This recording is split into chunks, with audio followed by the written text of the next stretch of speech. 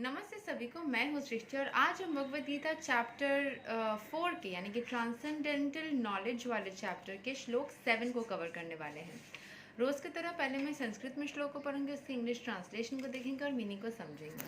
तो चलिए शुरू करते हैं। यदा यदा हि धर्मस्य ग्लानिर्भवति भारता अभ्युत्थानम् अधर्मस्य तदात्मनां सृजाम्यहम्। Whenever and wherever there is a decline in religious practice, O descendant of Bharata, and predominant rise of irreligion, at that time I dissent myself. जहाँ पे भी कहीं भी अधर्म होता है वहीं पे ईश्वर स्वयं जाते हैं ताकि वो धर्म की स्थापना कर पाए। तो यहाँ के एक्सप्लेनेशन को देख लेते हैं। The word srijami is significant herein.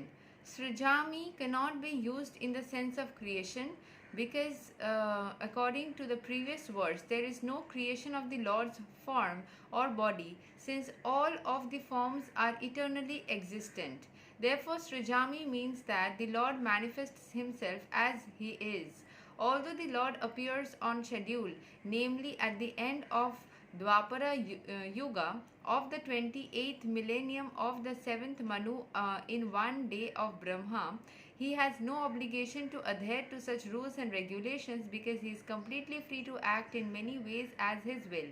ईश्वर के पास कोई रूल्स नहीं ज़रूरत है, ईश्वर के लिए कोई रूल्स ज़रूरी नहीं है। वो कहीं पे भी कोई भी तरीके से काम कर सकते हैं क्योंकि वो सर्वोत्तम है, सबसे ऊपर वो है एंड सब जगह पे वो विराजमान है, तो उनको कोई रूल्स रेगुलेशंस की पालन करने की ज़रूरत नहीं है। He therefore appears by his own will, and wherever there is a predominance of irreligiosity and a disappearance of true religion, principles of religion are laid down in the Vedas, and any discrepancy in the matter of properly executing the rules of the Vedas makes one irreligious. अगर कहीं पे भी वो उनको गलती दिख जाए, कहीं पे भी उनको वो कहीं पे भी किसी भी टाइम पे चले आ सकते हैं, आ जाते हैं, ठीक है। उनको मन करे तो वो कहीं पे भी विराजमान हो सकते हैं एंड वो होते भी है। एंड कहीं पे भी उनको दिखे कि कोई गलत चीज़ हो रहा है, रिलीजन मतलब कोई अधर्म हो रहा है, कुछ भी गलत हो रहा है, तो वहाँ पे वो चले आते हैं। And principles of religion are laid down in the Vedas में लिखा है कि कैसे रिलीजन को मेंटेन करना चाहिए। एंड वेदास सबको मतलब जो भी उसके अगेंस्ट जाके कुछ भी करता है तो वो इररिलीजियस काम माना जाता है। In the Bhagavatam it is stated that such principles are laws of the Lord. Only the Lord can manufacture a system of religion. ईश्वर स्वयं ही डिसाइड कर सकते हैं क्या सही क्या गलत है, सॉरी। लेकिन कभी कभी ऐसा होता है कि इंसान शास्त्र के रूल्स को अपने हिसाब से चेंजेस करके करते हैं, तो कहीं पे भी गलती दिखे उनको तो फिर वो जाके उसको सही करने के लिए विराजमान हो जाते हैं। अलग अलग फॉर्म्स में जाते होंगे क्योंकि हमें आज के कलयुग में तो ऐसे कृष्ण दिखे नहीं हैं उस तरीके से, बट हाँ आपको कहीं पे भी अधर्म होता है तो ईश्वर स्वयं उसको सही करने का दायित्व ले लेते हैं एंड सही को मेंटेन करने का भी उनके ऊपर एक रिस्पॉन्सिबिलिटी रहता है। पूरा जगत के वो स्वामी है ना, तो पूरे जगत के हर एक चीज़ के ऊपर उनकी रिस्पॉन्सिबिलिटी होती है। In the Bhagavatam, it is stated that such principles are the laws of the Lord. Only the Lord can manufacture a system of religion. The Vedas are also accepted as originally spoken by the Lord himself to Brahma from within his heart. Therefore, the principles of dharma or religion are the direct orders of the Supreme Personality of Godhead. Dharmam tu sakshat bhagavat pranitam. These principles are clearly indicated throughout the Bhagavad Gita. The purpose of the Vedas is to establish such principles under the order of the Supreme Lord, and the Lord directly orders at the end of Gita that the highest principle of religion is to surrender unto him only and nothing more. सबसे बड़ा religion क्या होता है? खुद को ईश्वर के पास समर्पण कर दीजिए। क्या वेदास में लिखे है, क्या इसमें बुक्स में लिखे है, क्या इतना आपको कॉम्प्लिकेशंस में जाने की ज़रूरत ही नहीं है। सबसे सिंपल फॉर्म में भी मतलब जो शास्त्र बोला जाता है, शास्त्र किसने कब किस तरीके से लिखा, किसने, ये सब कुछ हम सुनते हैं, हमने देखा तो नहीं है ना। तो हम लॉजिकल इंसानी दिमाग हमेशा ये बोलेगा क्या सच में भगवान ने ही बोला था तब लिखा था, कि किसी इंसान ने लिख के ऐसे हमें बेवकूफ़ बनाया रहा है। सो ऐसे दिमाग में लॉजिकल माइंड में आ सकता है ना। तो उसमें सबसे अच्छा ये है कि जो क्रिएटर फोर्स है उसको खुद के हृदय में स्मरण कीजिए, उसको फील कीजिए और उसके पास खुद को समर्पित कर दीजिए और बोलिए कि ईश्वर आप ही गाइड कर दो, you only help us in this journey, आप हमारे साथ रहो, बस सब कुछ अपने आप ही सेटल हो जाएगा। आपको अलग से कुछ बुक्स पढ़ के रूल्स पढ़ के उस हिसाब से चलने का, क्योंकि मुझे सच में ना ये सारी चीज़ें बहुत कॉम्प्लिकेटेड भी लगते हैं। मेरे पर्सनल मैं व्यू पॉइंट बता रही हूँ, जो करते होंगे मैं उनका रिस्पेक्ट करती हूँ, करते होंगे अच्छी बात है, लेकिन मैं पर्सनली नहीं कर पाती। और जो मेरे तरह से ही सोचते हैं कि उनको डिफ़िकल्ट लगता है कि कैसे इतना आजकल के दुनिया में इतना कुछ पढ़ के करना, it's not so easy. It might be easy but it may also be माने नॉट बी ईजी, राइट। सो अगर आपको लगता है कि आप नहीं कर सकते उस तरीके से ना, आपको विश्वास भी नहीं होता है कि क्या इस वेदास में जो लिखा है वो सच में ही सच है, क्या सारी चीज़ें जो बोला जाता है रूल्स की ऐसे ऐसे करो वैसे वैसे करो, क्या सच में इतना ज़रूरी है। तो आप बस अपने हृदय से ईश्वर के साथ में कनेक्ट करो एंड ईश्वर के पास में सब कुछ छोड़ दो कि आप मुझे गाइड कर दो, मुझे कुछ नहीं पता, ये लोग क्या बोल रहे हैं उससे जानने से अच्छा कि मैं आपका बच्चा हो ना, आपका ही हिस्सा हो ना, स्वयं आपका ही एक अंश हो ना, तो आप मुझे प्लीज़ गाइड कर दो, आप मुझे एक रास्ता दिखा दो कि कैसे मुझे आगे बढ़ना है, बस। ठीक है। सो the purpose of the Vedas is to establish such principles under the order of Supreme Lord, and the Lord directly orders at the end of the Gita, at the highest principle of religion, to surrender unto Him only and nothing more. The Vedic principles push one towards complete surrender into Him. Vedic principles भी वही चीज़ करने की कोशिश करते हैं कि ईश्वर के प्रति आप हर एक फॉर्म में सरेंडर करो। बट आई वुड सजेस्ट कि मूर्ति के जो विग्रह बोला जाता है, विग्रह साधना, it's also not a bad thing, that is also good, लेकिन सिर्फ और सिर्फ उसमें इतना ज़्यादा इन्वॉल्व नहीं हो जाए कि आप आसपास के लिविंग थिंग्स को ही देखना भूल जाए। सो एक बंगाली में किसी महान पुरुष ने बोला था, जीवे प्रेम करे जेई जन छेई जन छे बिचे ईश्वर, विच मीन्स जीवों को जो प्रेम करते हैं वही ईश्वर को सेवा कर चुके हैं। क्योंकि हर एक जीव ईश्वर की एक एक पार्ट एंड पार्सल्स है ना, तो आप एक एक हिस्से को अगर सेवा करोगे तो ईश्वर के एक एक हिस्से को आप सेवा कर रहे हो। तो इन ऑल आप सबको कर पाओ या ना पाओ, कुछ हिस्सों को तो कर पाओगे ना। ये तो पूरे ईश्वर के फॉर्म को या उनकी एनर्जी को रेस्पेक्ट करो एंड उनकी एक एक क्रिएशन को भी करो। So I personally feel like that. अभी बाकी आपकी खुद का इच्छा है। The Vedic, okay, and whenever such principles are disturbed by the demoniac, the Lord appears. From the Bhagavatam, we understand that Lord Buddha is the incarnation of Krishna who appeared when the materialism was rampant and materialists were using the pretext of the authority of the Vedas.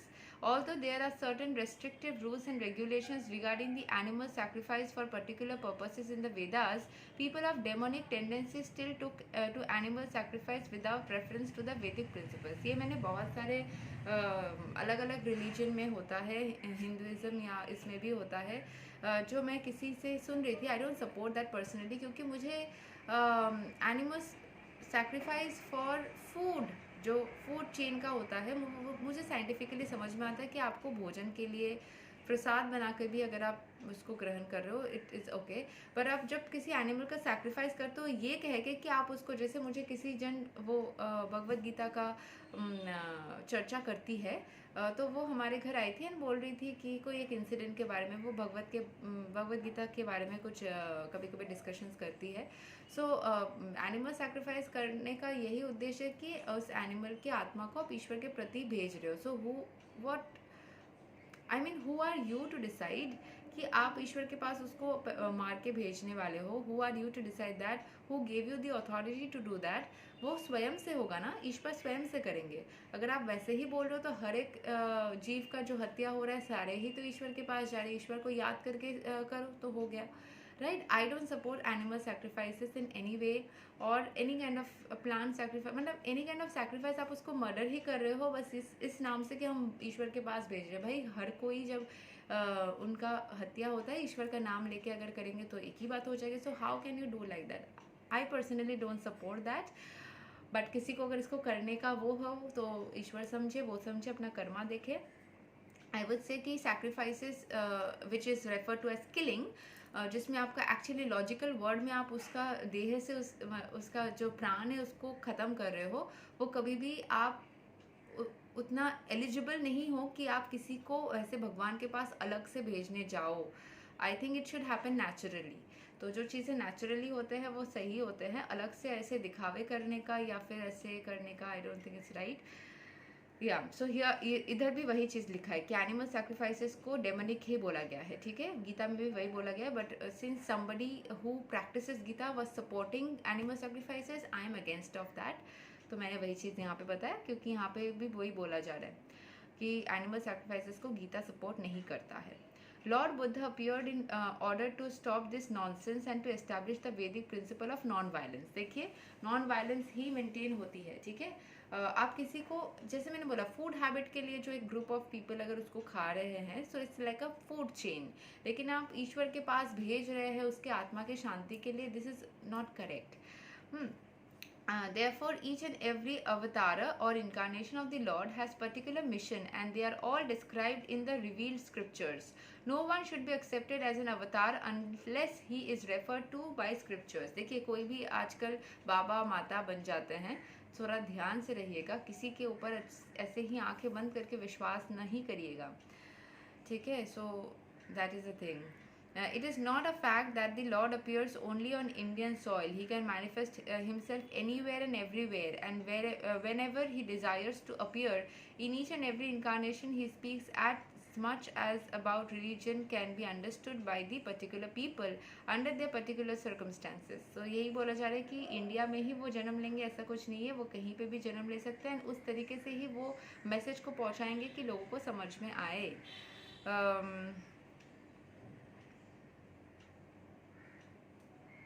But the mission of the same to lead people to God consciousness and obedience to the principles of religion. Sometimes he descends personally, and sometimes he descends his bona fide representative in the form of his son or servant, or himself in some disguised form. तो कभी वो अपने ही original form में आ सकते हैं या किसी और फॉर्म में आ सकते हैं, या अपने किसी भक्त को भी भेज सकते हैं, अलग अलग फॉर्म में वो रह सकते हैं। The principles of the Bhagavad Gita were spoken to Arjuna, and for that matter to other highly elevated persons, because he was highly advanced compared to ordinary persons in other parts of the world. 2 plus 2 equals 4 is the mathematical principle that is true in the beginner's arithmetic class and in the advanced class as well. Still, there are higher and lower mathematics. In all incarnations of the Lord, therefore, the same principles are taught, but they appear to be higher and lower in various circumstances. जैसे कि अलग अलग form of maths होते हैं, lower and higher, वैसे ही शिक्षाओं की भी अलग अलग फॉर्म्स होते हैं। कभी सिंपल चीज़ें सिखाई जाती हैं तो कभी एडवांस चीज़ें। The higher principles of religion will begin with the acceptance of the 4 orders and the 4 statuses of social life, as will be explained later. The whole purpose of the mission of incarnations is to arouse Krishna consciousness everywhere. Such consciousness is manifest and non-manifest only under the different circumstances. So, higher principles of religion चारों statuses of social life में accepted रहता है, ठीक है। वो चारों orders उसके follow होते हैं, and the whole purpose of this mission, ऐसा ही सबको सिखाया जाता है कि सबको ईश्वर के साथ में कनेक्टिविटी हो, सब स्पिरिचुअल बने, सब अपने प्रॉब्लम्स के सॉल्यूशंस को खुद ईश्वर के मदद से निकाल पाए। So I would just end this discussion here. श्लोक नंबर 7 यही तक ख़त्म होता है। बस यही चीज़ हम सीख पाते हैं कि जितना ज़्यादा हम सोर्स एनर्जी के साथ में खुद को कनेक्टेड रखेंगे ना, हम उतने ही प्रॉब्लम्स से निकलते चले जाएंगे। जैसे कल मैं अपने एक फ्रेंड को बहुत ज़्यादा मिस कर रही हूँ, या रही थी कल बहुत ज़्यादा, अभी भी कर रही हूँ, क्योंकि हमारे बहुत दिन से बात नहीं हो रही है।